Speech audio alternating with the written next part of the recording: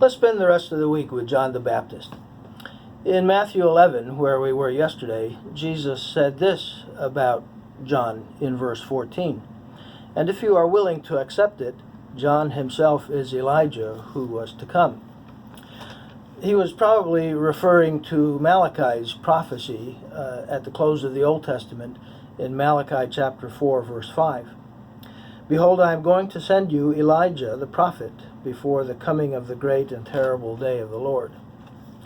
Now, obviously, John is not the reincarnation of Elijah, but he comes in the spirit and in the power of Elijah. John would be the last of the Old Testament prophets. Do you remember what those prophets were like? Did they live in luxurious mansions?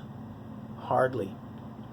John lived out in the wilderness, wearing rough clothing and eating locusts and wild honey, the original paleo diet. Did they have the favor of the king's ear? Hardly. They were often so critical of the king that they ended up being executed, like John was. Did they enjoy great popularity, the adulation of the masses? Hardly. They were often mocked and ridiculed because of their message and their lifestyle. But here's a word of caution for us. We ought to really look carefully at so-called modern prophets. I call them prophets for profit. Beware of today's prophets who live in luxurious mansions. Beware of prophets who are tight with the president and bask in his presence.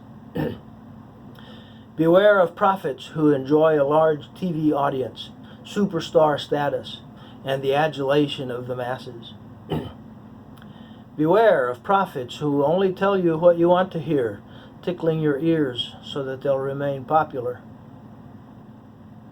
And while we are told not to judge, we are cautioned many times throughout the Bible about false prophets. We must know what the Word of God says so that we can recognize the wolf in sheep's clothing. Don't be led astray by the glitter and the glamour and the bright lights and the cheers of the crowd. Beware.